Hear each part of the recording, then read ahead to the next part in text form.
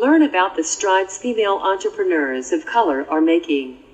Be inspired by their story and enlightened by their leadership, insight, and advice. Welcome to She Leads Podcast, Season 5, Episode 14. I'm your host, Nicole Walker, a mother, businesswoman, and leader. Our guest for today is Allysen Kerr. Allysen enjoys working with people and organizations making a difference in the world. A true Renaissance woman, Allysen's expertise lies in a variety of areas, including business and brand development, strategy, and marketing. Originally from New York, this brand strategist, multidisciplinary designer, and entrepreneur launched her first venture at the age of 20, learning how to take a vision and turn it into a reality at a young age. During a rough season in her life, God revealed to Allysen that strong identity and a clear vision were essential to her foundation, but also essential to the success and growth of an organization or business. Out of that rough season, she launched what would become Prymel Elements. As its CEO and creative director, Allysen works to develop brands, plan impactful marketing strategies, and create unique designs for startups, nonprofits, and small businesses. To date, the Tampa-based agency has served 100 plus clients and brands. Allysen received her bachelor's from the University of Florida's College of Journalism and Communication. She currently serves as president-elect of the Tampa Gator Club and is an advisory board member of the Mentoring with Purpose charity. Without further ado, Leadership Empowerment with Allysen Kerr. Okay, so Allysen, welcome to She Leads Podcast, Leadership Empowerment for Women of Color. We appreciate you blessing us with your insight today. Well, thank you so much, Nicole, for having me. I am thoroughly excited to talk to you. I love everything that you're doing. So I feel very honored to be a guest on your podcast today. Oh, well, I really appreciate that. Thank you. Okay, so I read your bio, and I want to say kudos to you for venturing out into entrepreneurship at such a young age, and also for helping businesses gain the clarity and direction needed for success. I think that's really awesome. Thank you. Thank you. Yeah, I don't think I ever thought I was going to be an entrepreneur. I think owning a business was something that actually scared me. Yes. Like most people, I guess. But it was something I couldn't really get away from, and, kind of started in college and has morphed into what I have now. And now I'm definitely not afraid of it. I absolutely love it, and kind of sad that I waited so long to start, but it's been great so far. Good for you. I love that. Okay, so are you ready to talk about leadership? Absolutely. All right, let's go. So I myself feel that every person is a leader in one shape or form, whether they realize it or not. Would you agree, Allysen? Absolutely. And can you tell us why you feel this way? Well, I think that we are all innately gifted with the ability to lead, and whether you're having to lead a group of people or just leading yourself, like, it's something that some people are, I would say, born with, a trait that people are born with, and then others have to learn, but we all have the ability to be leaders in any sphere of life.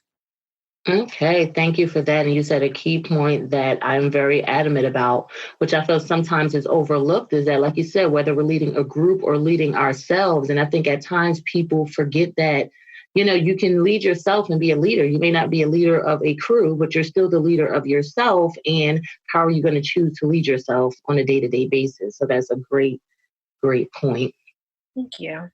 Does lend itself to even your success as an entrepreneur. Like, your ability to lead yourself is really going to impact your ability to lead your business and your team and anybody else that you might be working with. So I think it's really important to recognize where your leadership strengths kind of are at their best and when they're not at their best. You gotta navigate, your world. So exactly. Okay, so can you tell us when you realized you were a leader? And what or who helped you to come to this realization? I want to say that I was pretty young. I mean, in my group of friends, I was always the one that people were coming to for advice for things. And, being 8 years old and being asked, what should I do about my boyfriend? I'm like, girl, you're 8. I don't know. Like, dump him. Like, I don't know. But, whether it was things like that or, even in later on in other leadership positions, like I remember, I grew up in church. And so like, I've always been kind of pushed into some type of leadership position where I was in the front of a bunch of people. And, so I think I don't want to say that. I think it took me a while to realize that I actually had the trait for leadership, but my parents always saw it in me. My dad always encouraged me to always be different, to not try to be like everyone else and follow the crowd. And I remember the day that he told me that. We were standing in our kitchen and something happened at school and I was telling him about it. And he was just like, don't be a follower, like be a leader. You don't always try to do what everybody else is doing. And that just always stuck in my mind. And I think it was a lesson that guided me early on and really just adapted itself to my personality because I've always been kind of rogue in that sense. Like I've, going against the grain, like not really trying to follow what everybody else is doing. But, I really think that those lessons early on in life really helped to like set me on a path to leadership. Okay, thank you for that. Yes, I can relate to that kind of where people would push me to do things and I didn't know why, but you kind of go with the flow and then realize all along they saw in us what we didn't know yet and were kind of grooming us, right? To step into our light. Yes, and I love, go rogue, right? It's just some people, that's just what they do. It comes natural. So I can definitely relate to that. Okay, so in my upcoming book, The Code of Leadership, the If-Then Process, I outline my experiences and lessons that have helped me to become a better leader with the intention of helping others do the same. Allysen, can you share what you would consider to be your code of leadership and why? Well, that is a really good question. I think one of the things that has helped me in my path to leadership or on the leadership path is watching other leaders do things really well and do things not so well. And I would say that probably in my list of my codes of leadership, I would say that a good leader is someone that is willing to do what no one else is willing to do. No matter what's happening, like I'm not going to just, leave it up to my team or other people in my life to do things that I wouldn't be willing to do myself. So I think that leadership has to be modeled before you can ask people to follow you. And you have to kind of disciple people in the way that you want them to grow and go. So, if you're not setting a good example of that, then they're not going to be motivated or inspired to follow you. I also think that in that code of leadership is also knowing how to or when to say no to things. Sure, you understand that too. Yes. Oh my gosh, like that's probably one of the most challenging things for me as a leader is like, or even just a person and leading myself, like knowing when to say no to opportunities or just the wrong opportunities, knowing when to slow down and let other people step into things and delegate, instead of trying to just superwoman everything. Ultimately failing, or making myself sick because I'm so tired trying to do everything myself. I also think that another code is learning how to set the proper boundaries. So in addition to being able to say no, you can only say no if you know where you start and end in things. And so I think as a leader, it's important for me to know how to set those boundaries in my life. And that way I'm not putting myself in circles I don't need to be in or saying yes to opportunities that really don't align with who I am as a person. I don't remember if you asked for 3 things or more, but so feel free to stop me. But I'll say one more thing. I would also say that one of the other things that I use to guide myself and my leadership potential is just also knowing when it's time to step into something. and how to lead yourself through that. Because there's sometimes, and you know this full well, like you get an idea for something and, you know, you're timid about it. You don't want to do it, you know, whether there's something holding you back. And I think that sometimes we look for other people to show up before we do to make sure it's okay, you know. And sometimes, you know, I found myself like not wanting to be the only one or getting tired of being the only one, quote unquote, you know, in my circle of either friends or influence that's doing something. And sometimes I think leadership requires that you are willing to go it alone, that you're willing to take the hard road and chart the path that may not lead anywhere, even if no one else is going to follow you, you know. And that's a little scary sometimes, but I think in charting my own path, it's definitely not disappointed me. Has it been easy? Absolutely not. But I've never been disappointed by, you know, going against the grain. Okay, thank you for those. I love them all. I love them all. And I'm just going to do a quick recap. I love your no, right? Because no is a complete sentence. And a lot of people have to get comfortable with that, right? We are, I think, taught to appease and please people, whereby that's fine as long as you're not sacrificing yourself to do so. So learning that no and being comfortable with it is a journey in itself, and definitely a great code of leadership.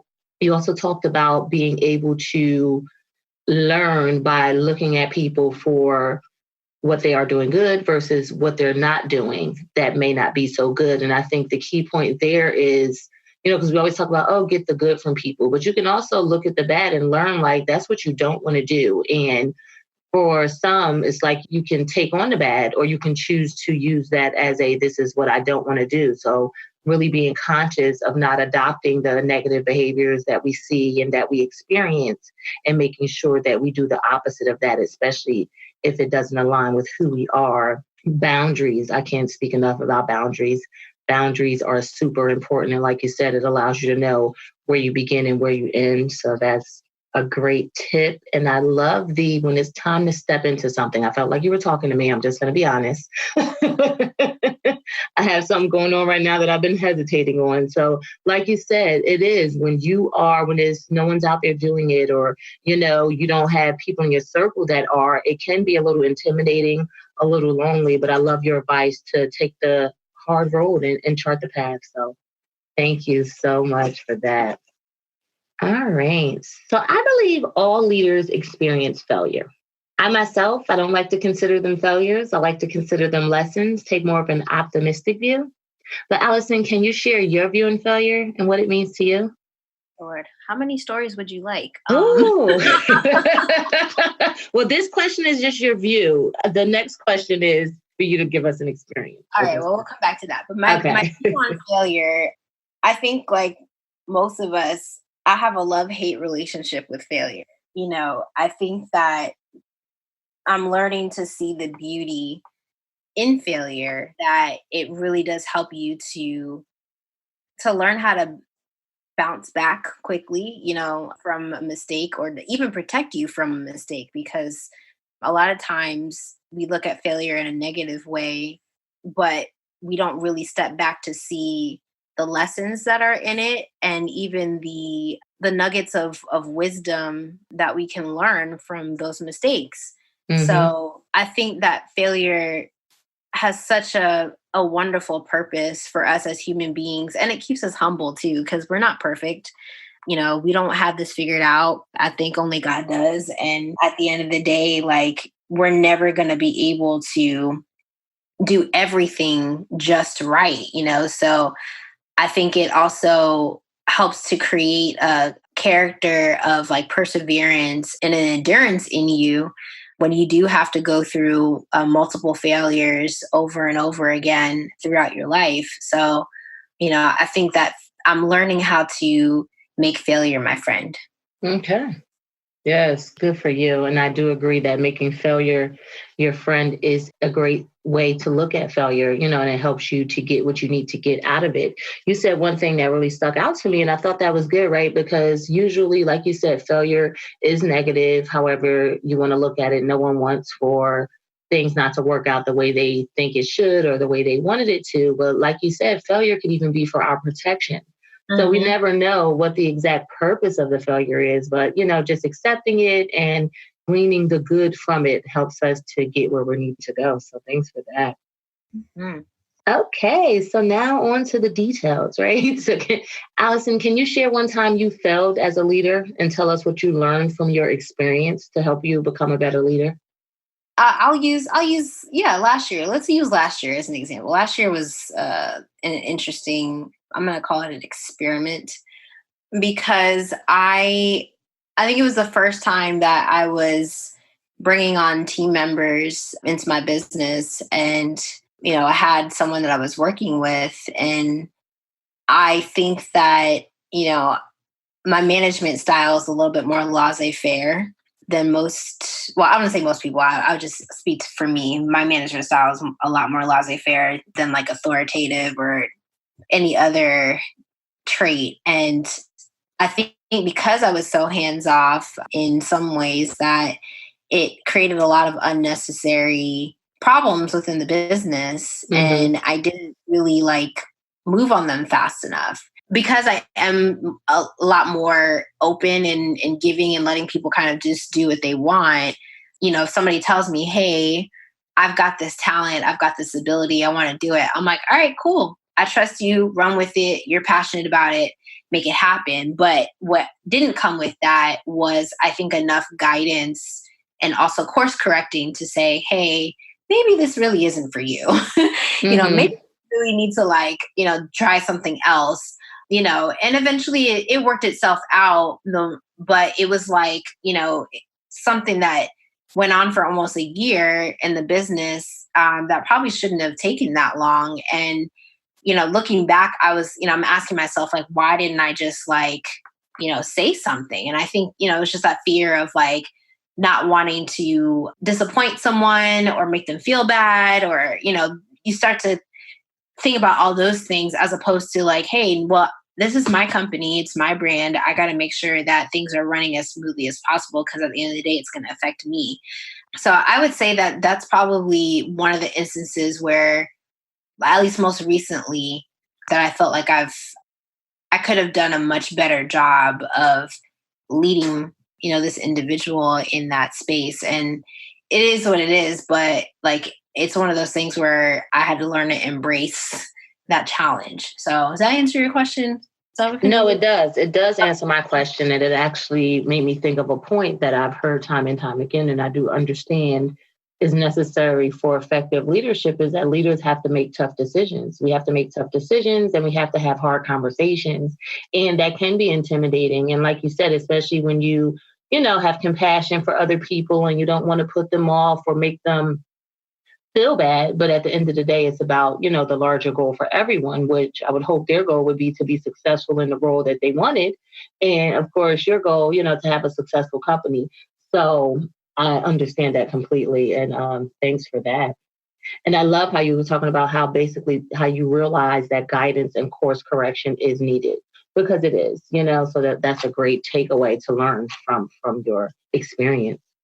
So do you feel it's easier, harder, or requires the same effort to be a female leader in the entrepreneur ecosystem, and why? I would say both. I think that it's definitely easier in the one sense because women have this built-in intuition and grace that allows us to be sensitive to the world around us and the needs of other people, and to be able to read situations and to make decisions in a really intuitive way. I think that's a gift that we've been blessed with. On the other hand, because we are so into, sometimes I feel like our emotions can get in the way of allowing us to be effective leaders. And mostly because I think it mostly stems from us not really knowing who we are and our self-worth and our identity. And I know that's something that I struggled with. It made me, not being aware of those things, made it difficult for me to step into the leadership spaces that I was called to. So, you deal with imposter syndrome and just all these lists of insecurities and fears, and you start procrastinating on things because you're just scared. You just don't understand. You're not, aware of your own greatness. And so because of that, or you're scared of it sometimes too, I think that it can end up limiting us as women. But I think the more we are aware of who we are and more in tune with our emotional IQ and all of that, that we really can do amazing things. So that would be my take. Okay, thanks for that. So that's interesting. Like I heard that it was harder in some ways. I heard you say both, but I was listening to the ways that it was harder, right?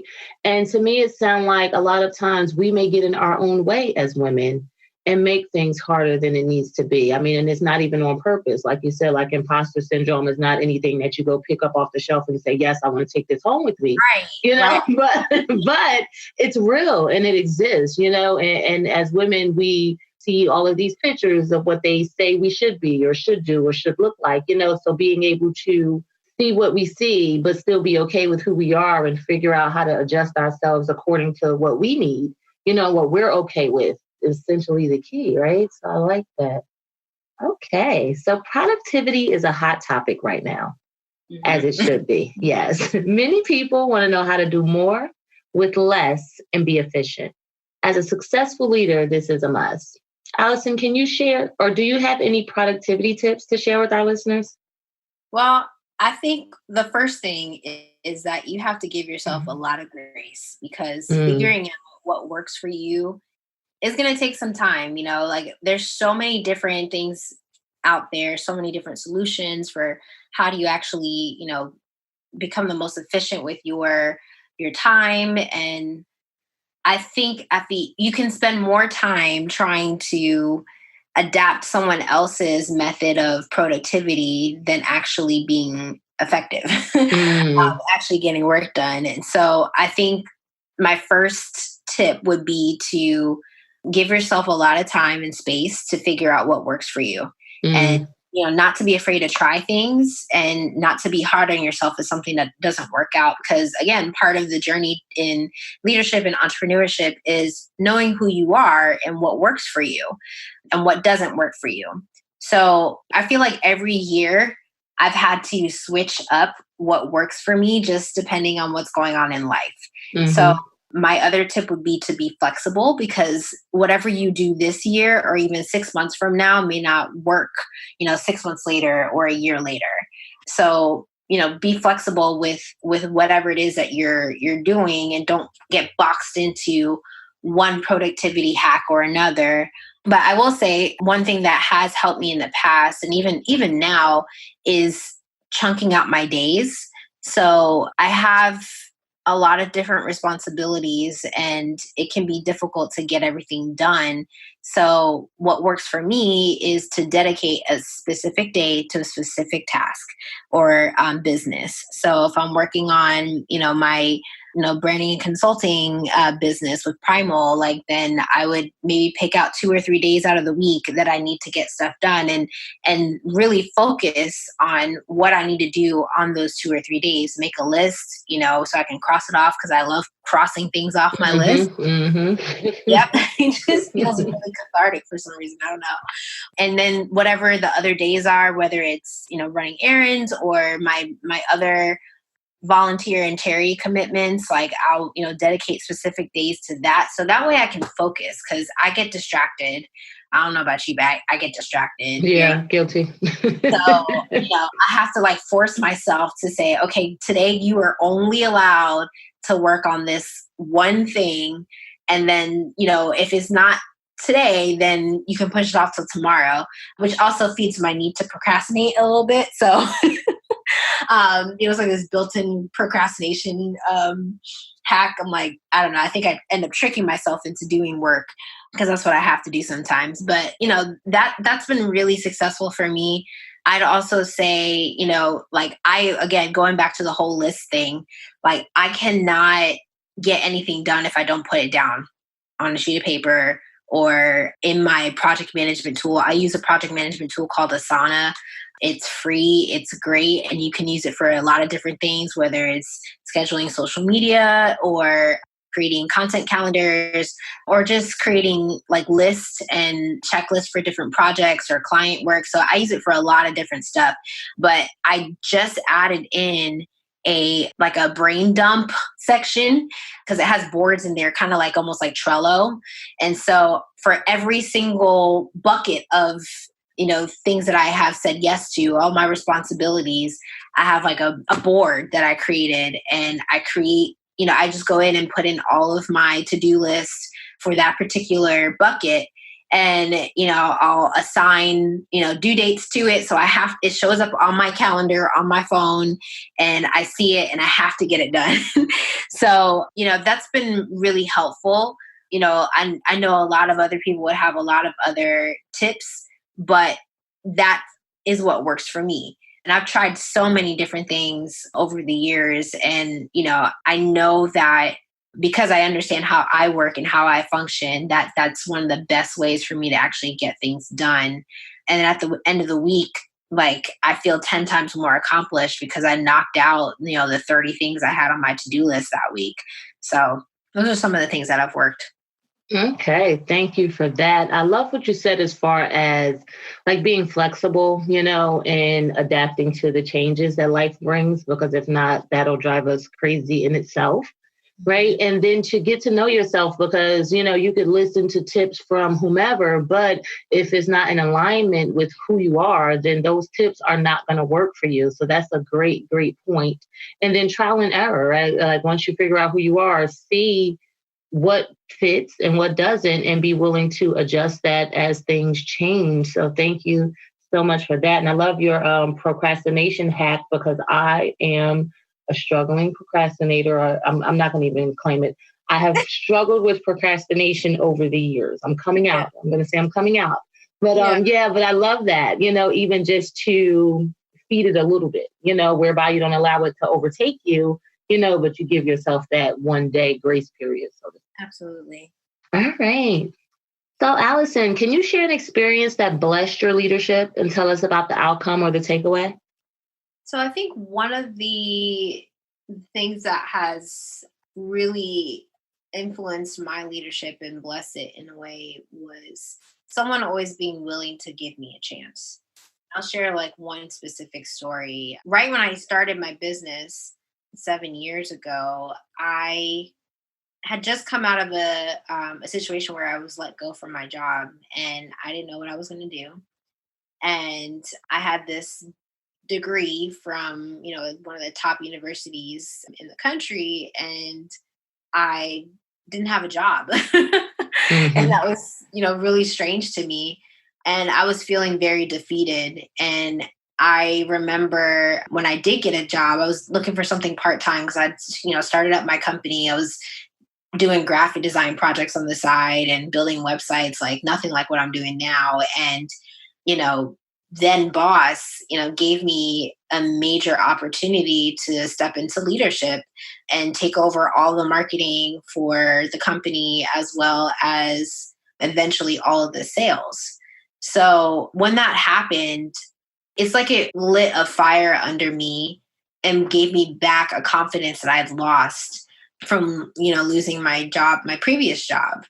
And the fact that I was actually successful at it and, was responsible for bringing in all of this money. I mean, this company was making, almost $6 million a year, and I was responsible for all of that. Nice.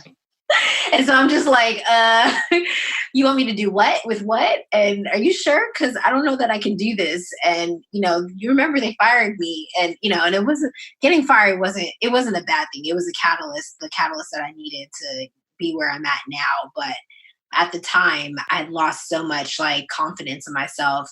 So being able to be in that position was such an awesome blessing to my life and my career at such a young age, because I think I was 25 when I stepped into the management position, and that's not really heard of. Usually, you're at least maybe like early 30s, like late 20s, or before you get an opportunity like that. So I was very fortunate to have that position. I think that seeing how my boss like handled me in that particular situation gave me even just a foundation for how to treat other people and giving them opportunities to step up in leadership and how to groom them into leaders. So, I'm using a lot of those same tactics now when it comes to running my business. But I don't think if that opportunity had happened, I wouldn't be exactly who I am today. So. Okay. Thank you for that.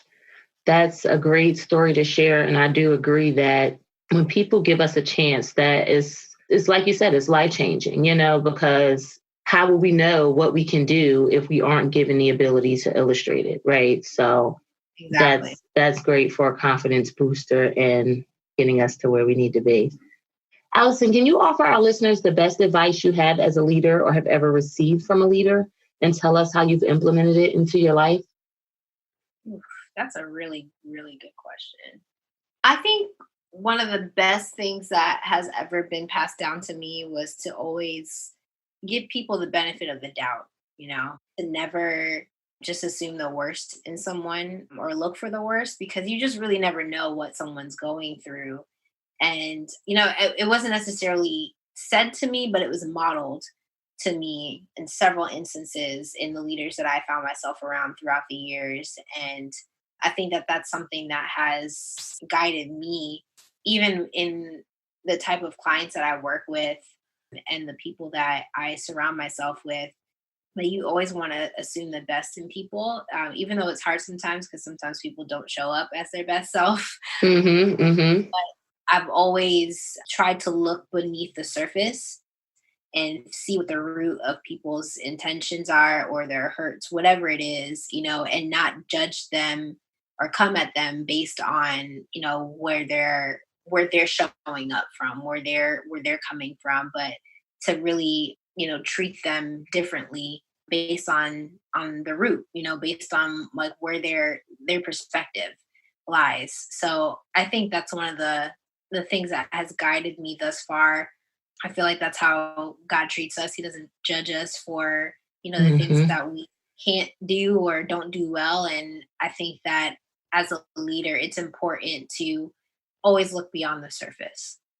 Okay, thank you for that. I love that. I love it, love it, love it. And I do believe that that's great advice. And I think the first time I actually heard that advice was reading the book, Men Are From Mars, Women Are From Venus, right? So yes, so even in, relationships, right? Like to me, it's so easy to pay attention to the surface level. That's easy, but digging deeper gets you to a deeper revelation of yourself, a better understanding of the other person. And to me, everything you said is basically having compassion and making decisions based off of compassion. And that allows us to see people for people as opposed to for circumstances or for their actions, but for the people that are underneath all of that. So that's really great advice. Absolutely. Okay, so you made it to the finish line. How do you feel? I feel good. This is awesome. Great, awesome. Great. All right. Well, Allysen, I want to thank you again for being our guest on She Leads podcast, Leadership Empowerment for Women of Color. But before we part, do you want to give our listeners your contact information or mention any events, products, services, and or ventures that they would benefit from knowing about? Sure. So my website is allysenkerr.com. And you'll be able to see everything that I've got going on based on or at that website. And if you'd like to reach me, my email address is Allysen@goprymel.com. And that's my branding consulting company. And it's just my first name, Allysen@goprymel.com. So where can they go? To your Facebook or to your website to find out more? So, if you're looking for, updates on events or courses, things that I'm doing, then definitely follow me on Facebook. I do have a Facebook page. Just search Allysen Kerr and I will come up. You can also follow me on Instagram at Allysen Renee. And just stay in touch and, see what we're working on. Okay, well, thank you, Allysen. We appreciate your insight today. Absolutely. Thank you again for having me, Nicole. You're welcome.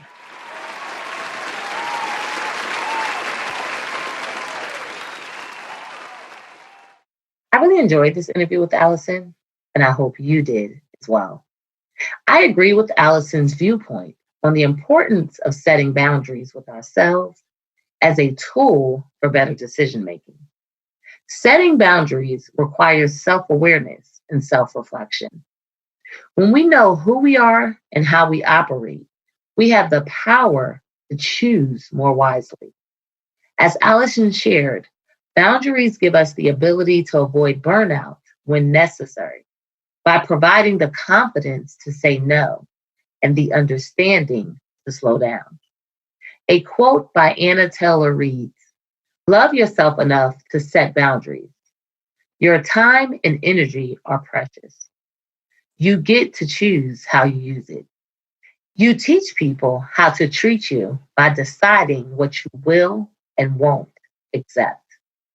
I admire Allysen's ability to self reflect and accept her role in situations that did not turn out the way she envisioned. As an effective leader, we must examine ourselves to figure out how we can course correct for the future. Allysen's realization of herself as a laissez-faire leader helped her to see where she could have done better and avoided some unnecessary issues amongst her team.